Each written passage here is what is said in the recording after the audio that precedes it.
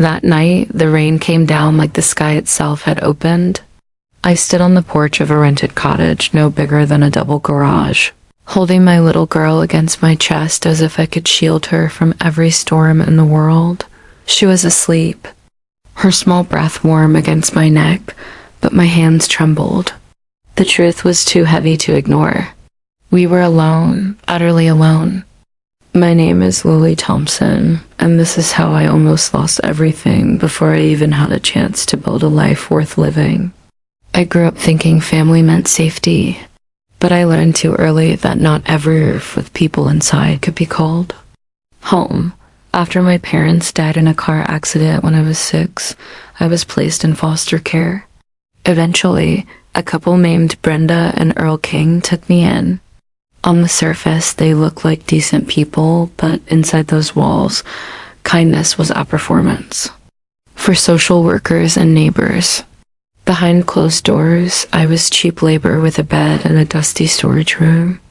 Every plate I scrubbed, every weed I pulled from their garden was met not with thanks, but with reminders that I should be grateful I wasn't back at the group home.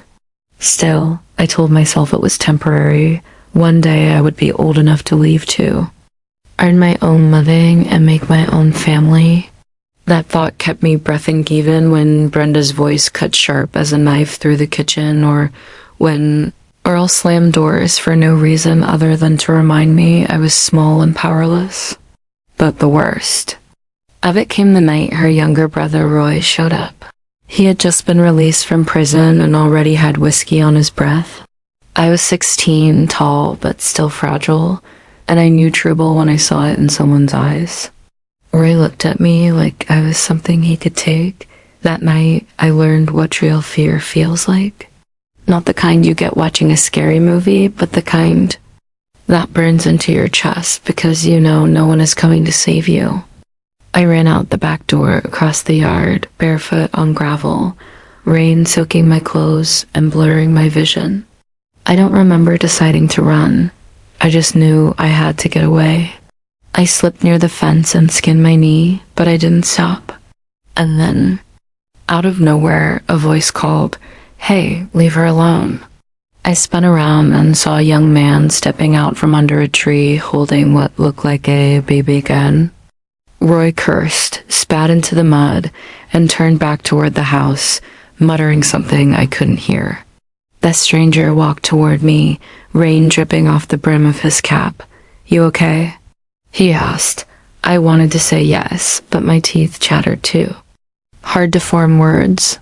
He crouched, saw my bleeding knee, and said softly, "Let's get you somewhere warm. My grandmother lives just down the road. She knew what to do."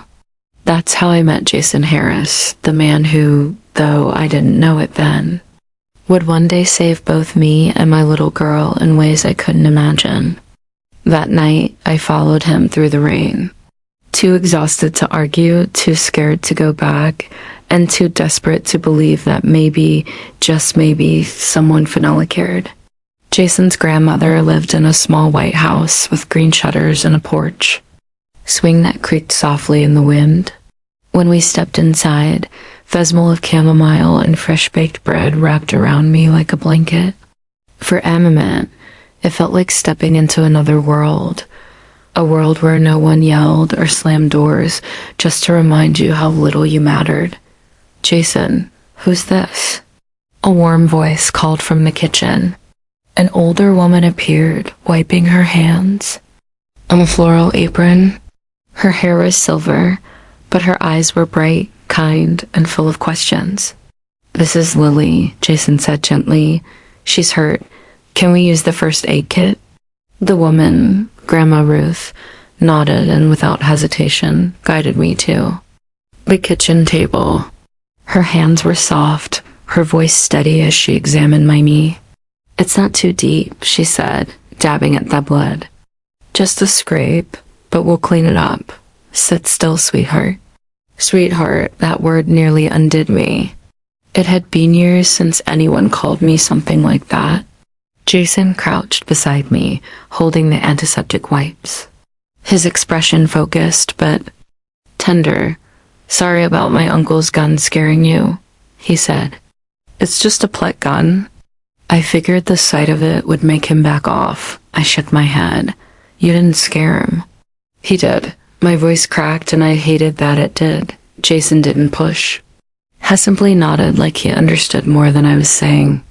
Grandma Ruth poured hot tea and slid it across the table. Drink this. You're trembling. I wrapped my hands around the mug and stared down at it, afraid to look up, afraid I'd start crying and wouldn't be able to stop. Jason sat across from me. You don't have to go back there tonight, you know, he said softly. If you don't feel safe. Safe? The word felt foreign on my tongue, like something people in movies talked about, not girls like me. I don't have anywhere else, I whispered.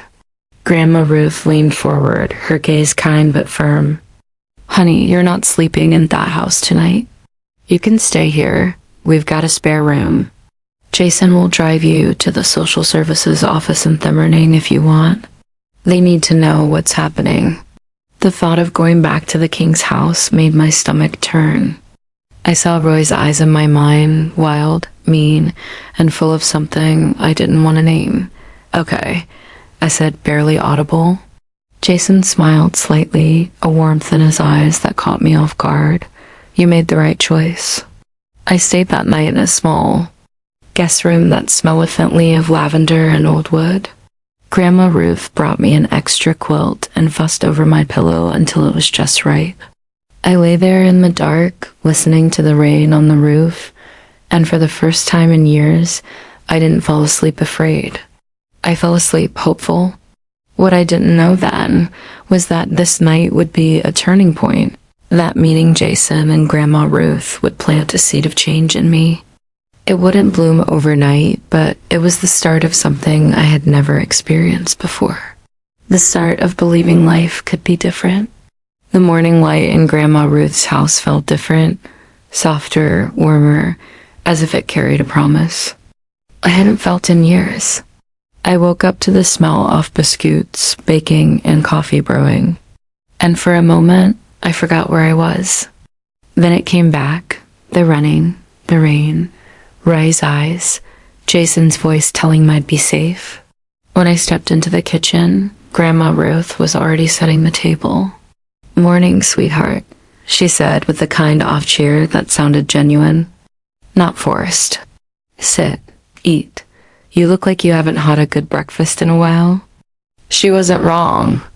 I hadn't had a breakfast that wasn't cold cereal or day-old bread in. I couldn't remember how long. I sat quietly while she handed me scrambled eggs, bacon, and biscuit still warm enough to melt butter on contact. Jason came. And moments later, fresh from the morning air, his hair damp from a quick shower. You sleep okay? He asked, glancing at me. I nodded, though my throat tightened better than I had in years. After breakfast, Jason drove me to the social services office, the one place I had avoided since leaving the group home. My hands shook in my lap as we pulled into the parking lot. You don't have to go through with this if you're not ready, he said, his voice low, careful. No, I'm ready, I whispered. I can't keep living like that. Inside, a caseworker named Miss Barnes listened while I explained everything. The chores, the yelling, the threats to send me back, and finally Roy's attempt to corner me in my room.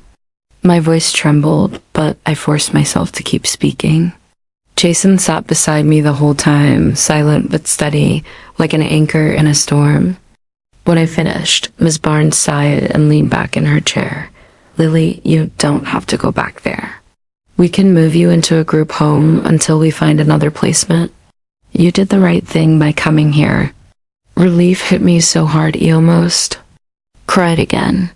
I had dreaded being sent back to that dark little room. Dreaded seeing Roy's smirk and Brenda's cold eyes. Now I wouldn't have to. Outside, Jason walked me to the car. You okay? He asked. I think so, I said, staring at the pavement. I don't know what's going to happen next, but it's better than what I had. He smiled and handed me a folded piece of paper, my number. If you need anything or just want to talk, call me. Okay, I mean it. That day, I returned to the group home, not as a scared little girl begging to be accepted, but as someone making her own choice. My room was small, shared with 2 other girls, but it was mine, and no one yelled at me for existing. That night, lying in my new bed, I thought about Jason and his grandmother, about the way kindness could feel so unfamiliar and yet so natural once you let it in. For the first time in years, I didn't cry myself to sleep. I closed my eyes and let a thought take root in me. Maybe life didn't have to stay this way forever. Maybe there was still something worth hoping for. Life at the group home was nothing like the King household.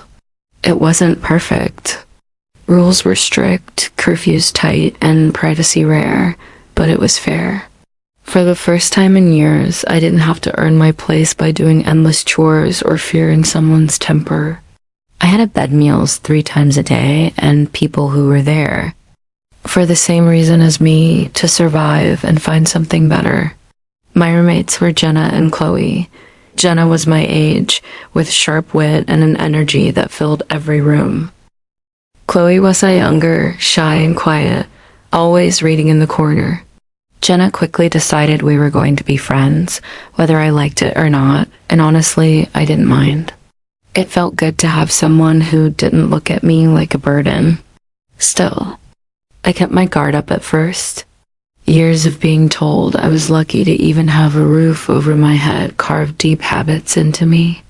I flinched at raised voices, even when they weren't angry. I said sorry far too often, but bit by bit, the group home softened those edges.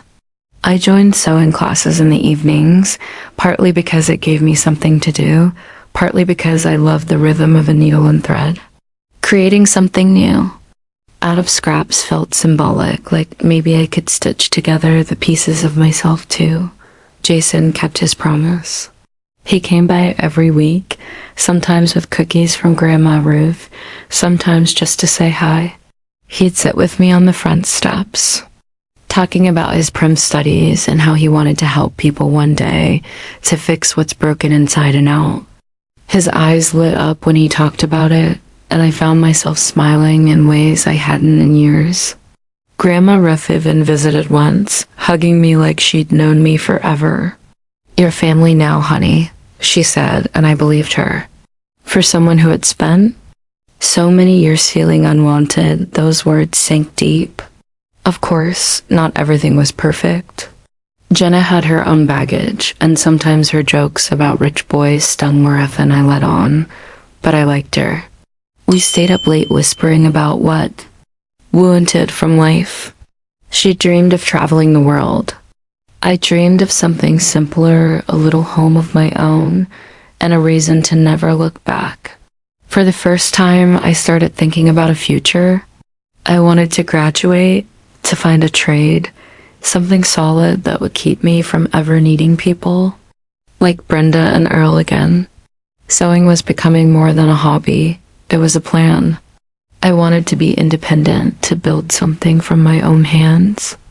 And slowly, I let myself imagine what it might be like to have someone like Jason in my life, not just as a friend, but as something more. I kept those thoughts private, though, because the idea of someone actually loving me felt too fragile to speak out loud, but deep down, something had changed. I wasn't that terrified girl running barefoot in the rain anymore. I was someone with a bed, with friends, with a dream. For the first time in a long time, I felt like I was standing on my own feet and maybe, just maybe, moving towards something good. It's strange how the smallest mints can change everything. For me, it was the way Jason smiled when he saw him waiting on the steps of the group home one chilly afternoon. He had a paper bag in his hand, and I could smell fresh cinnamon rolls. Even before he reached me, "I thought you could use something sweet," he said, handing me the bag. I laughed, not because it was funny, but because it felt like no one had ever thought of me like that. Not because they wanted something in return. That moment, something stirred deep inside me, something I had spent years burying. Jason and I started spending more time together. He'd tell me about college, about anatomy labs and late night study sessions, about his dream of becoming a cardiologist. Fixing hearts, he said one evening, sitting on the porch swing. I guess I've always wanted to help people feel whole again. I wanted to tell him he'd already done that for me, that every small act of kindness while stitching my own broken heart back together, but the words caught in my throat. Instead, I just smiled, holding on to the moment. Jenna noticed she was quick to pick up on any shift in energy. One night, as we lay in our bunks, she whispered, "You like him, don't you?" Heat rushed to my face. "He's just kind," I muttered. Jenna laughed softly, kind and cute. "You think I don't see it?" Her tone was teasing, but something in her eyes lingered longer than it should have. I ignored it, telling myself I was imagining things. A week later, Jason came by unexpectedly, leaving an envelope at the front desk because I wasn't there. Jenna was. When I returned, she acted like nothing happened. For days, I waited for Jason to mention it, but he didn't. Curiosity finally got the best of me, and I asked, "Did you leave something for me?" He frowned. "Yeah, no, you didn't get it." I shook my head and my stomach sank. That night, while Jenna was in the shower, I checked her side of the dresser. The envelope was there, ripped open. The note inside was simple, sweet. Had to leave for an internship abroad. I'll miss you. Call me when you can. My hands trembled as I put it back. Jenna had read it, hidden it, and said nothing. She came in moments later, towel around her shoulders, and froze when she saw my face. "You went through me stuff," she snapped. "You stole my letter," I whispered. Her jaw tightened. "I was just looking out for you. Guys like him, Lily, they leave. They don't stick around for girls like us." The words cut deep. I wanted to scream to demand why she thought she had the right to make that choice for me. Instead, I walked out, tears stinging my eyes. Jason left for that internship, and I didn't hear from him again for almost a year. Maybe Jenna was right. Maybe I wasn't the kind of girl someone stayed for. So I threw myself into sewing, into planning. A future that didn't rely on anyone but me. But late at night, when the lights were out and the house was quiet, I couldn't stop wondering if Jason had really forgotten me, or if life was simply teaching me one more cruel lesson about trust. A year passed and life moved on, whether I wanted it to or not. I finished my sewing program, got a part-time job at a small alteration shop downtown, and focused on building something stable for myself. The group home started to feel less like a temporary shelter and more like a stepping stone toward the life I wanted. Still, there were nights I lay awake staring at the ceiling, wondering what had happened to Jason. Then one crisp autumn afternoon, I was walking through Forsyth Park, enjoying the smell of roasted peanuts from a nearby vendor, when I heard someone call Lily. It turned, and there he was, Jason. Older, somehow more sure of himself, but still with that same warm smile. I froze for a second, stunned. Then, before I could think, I ran to him and threw my arms around his neck. "Whoa." He laughed, hugging me back tightly. "Guess you missed me?" "You disappeared," I said, pulling back to look at him. "You didn't try, you didn't call." Jason frowned. "I left a letter before I flew out. You didn't get it."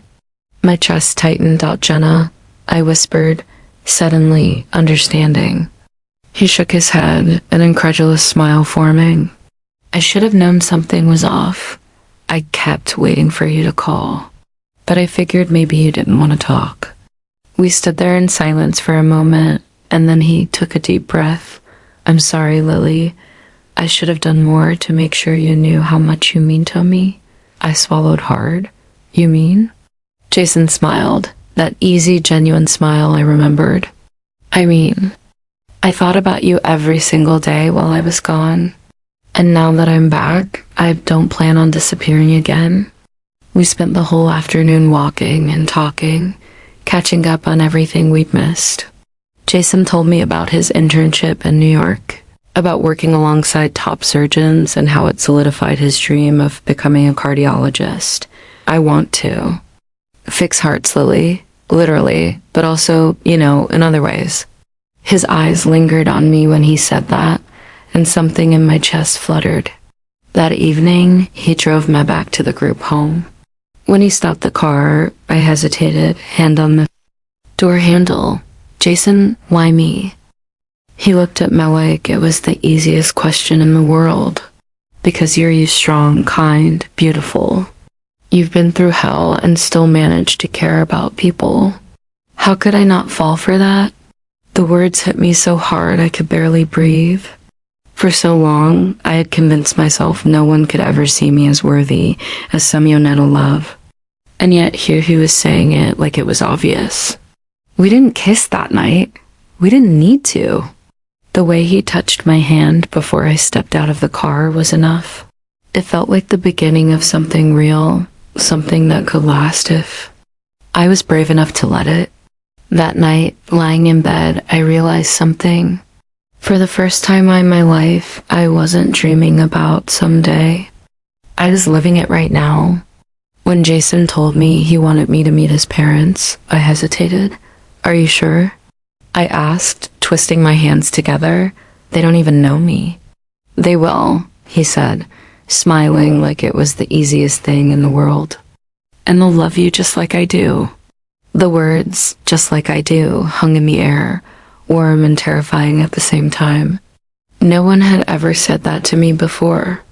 I nodded, hoping he was right, but a pit formed in my stomach. Anyway, a week later, we drove to his parents' estate just outside Savannah. The Harris home was breathtaking.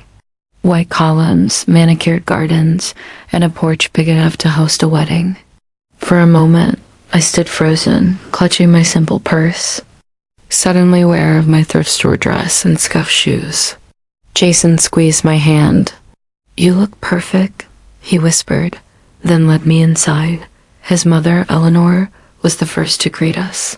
She was tall, elegant, and carried herself like someone who'd never been told no in her life.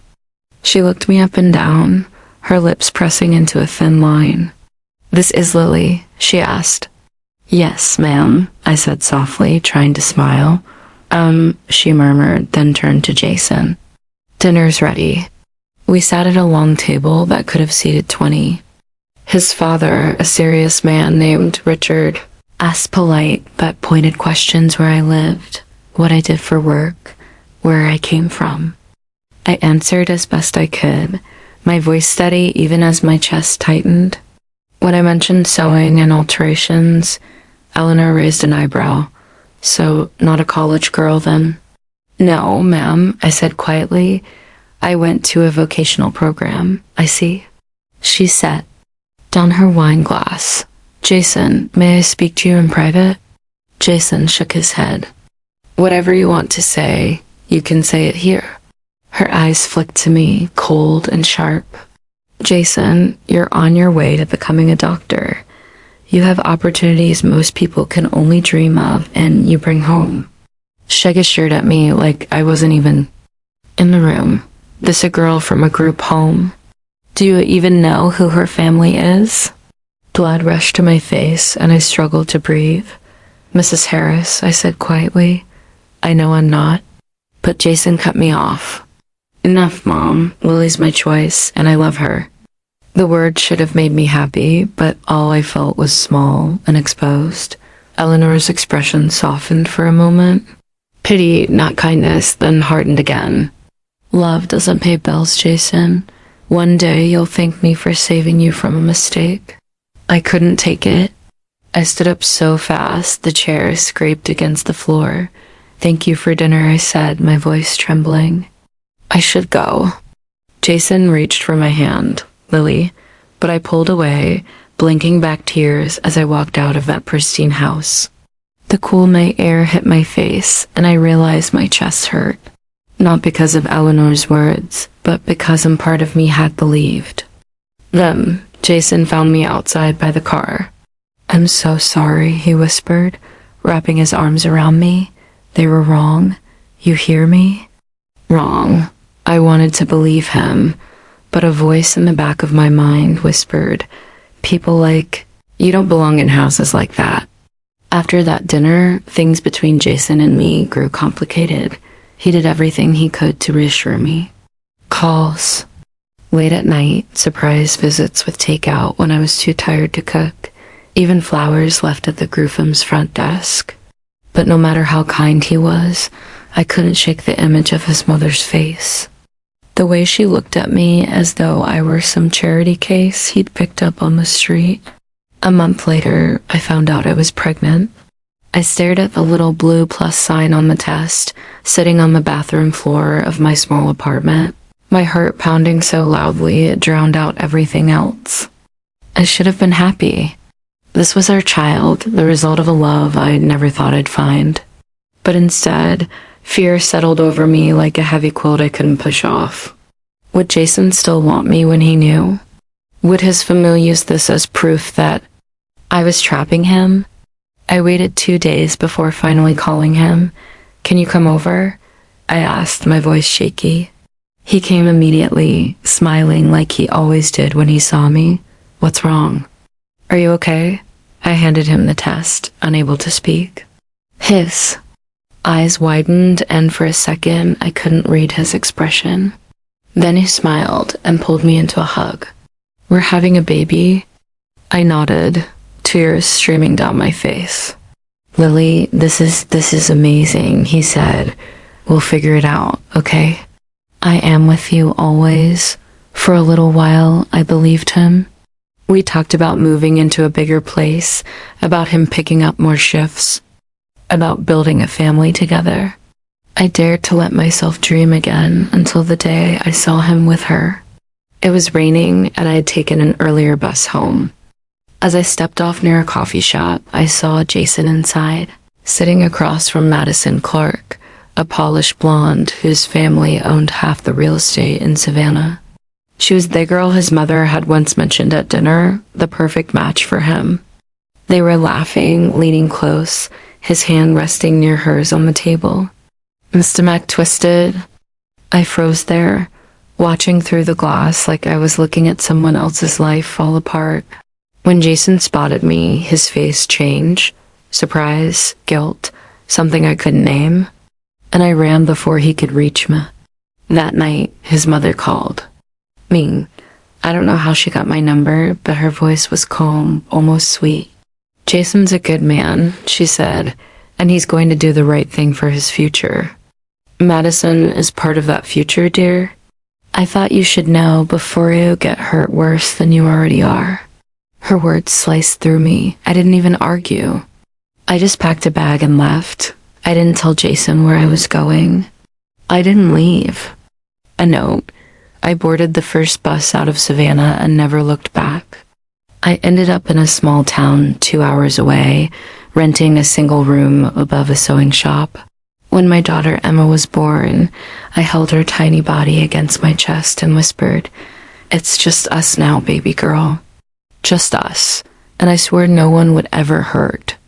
Years again, life as a single mother was nothing like I imagined. People romanticize it in movies.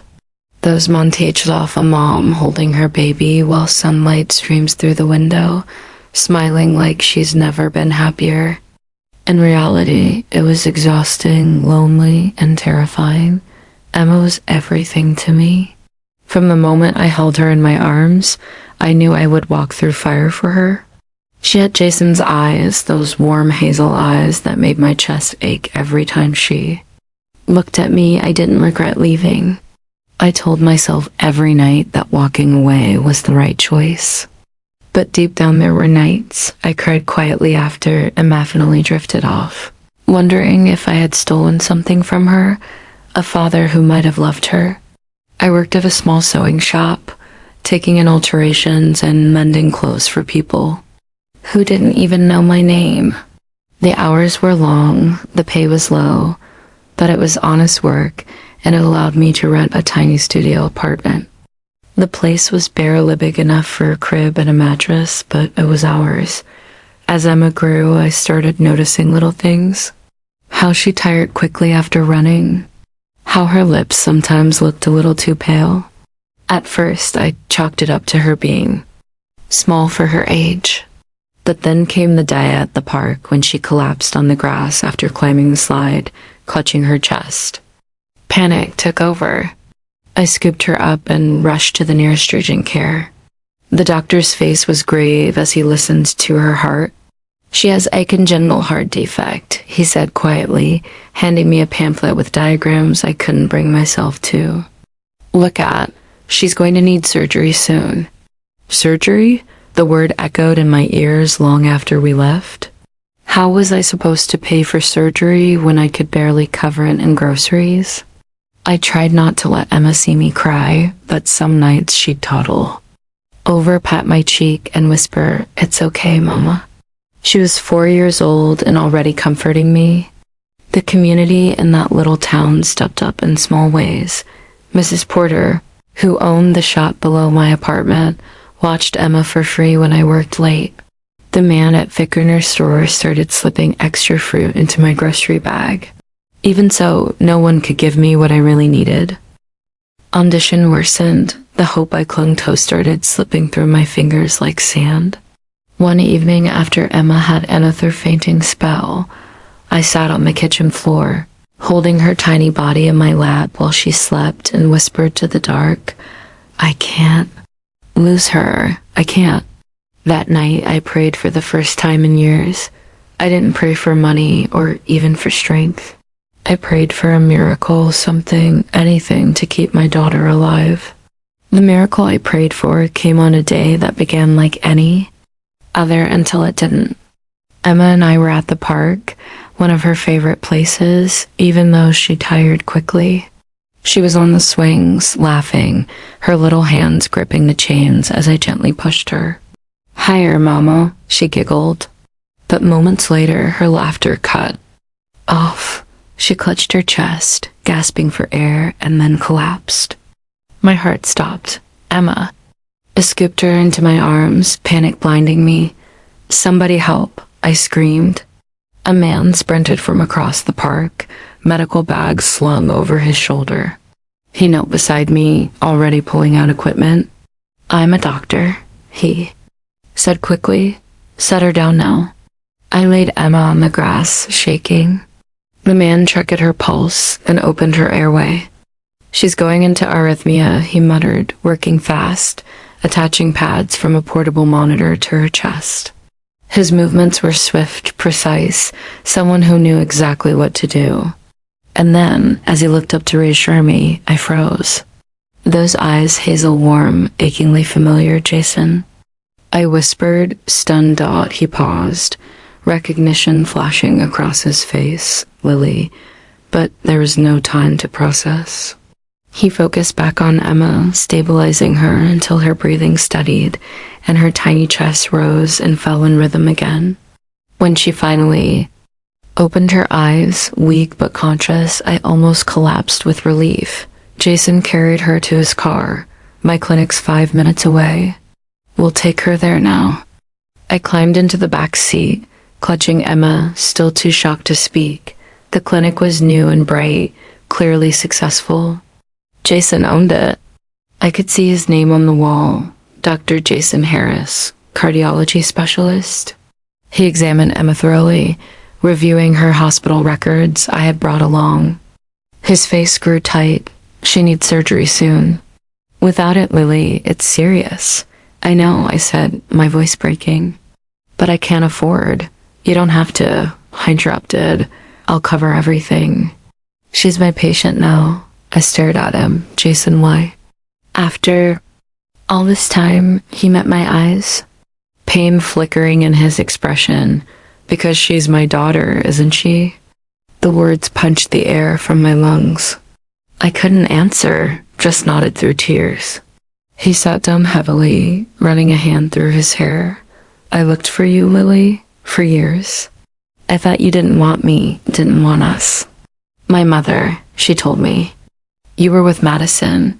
I whispered. His jaw tightened. Madison, that was a business lunch, nothing more. My mother, she wanted me with someone suitable. I had no idea she reached out to you. Silence stretched between us, filled with all the years we had lost. Jason finally reached across the table, taking my trembling hand in his. We can't change what happened, but we can fix this together. He looked at Emma, who was resting quietly now, her tiny fingers curled into my shirt. She's ours, Lily, and I'm not letting either of you go again. For the first time in years, I believed him. And for the first time in months, I let myself hope. Not just for Emma's health, but for something I thought I'd lost forever, a family. Emma's surgery was scheduled within the week. Jason insisted on overseeing every detail himself. Staying by her side before and after the procedure, watching him work, calm and focused, I saw not just the man I once loved, but the doctor he had become. The one who fixed hearts for a living, including mine. The morning of the surgery, I sat in the waiting room, clutching a cup of coffee I didn't drink, my fingers trembling. Jason came over, still in scrubs, and crouched beside me. She's going to be okay, Lily. I promise. I nodded, unable to speak. For hours, I sat there replaying every moment of Emma's life. The first time she smiled, her soft giggles, the way she held my face when she was tired. Losing her was unthinkable. When Jason finally emerged, pulling off his cap, his eyes were wet. She's fine. The surgery was a success. Relief hit me so hard I covered my face and sobbed. Jason pulled me into his arms, holding me until the trembling stopped. You don't have to do this alone anymore, he whispered. The days that followed felt like stepping into sunlight after years of gray. Jason moved us into his home temporarily while Emma recovered. At first, it felt strange. His world was polished, stable, so different from my tiny apartment above the sewing shop. But Jason didn't treat me like a guest. He treated me like family.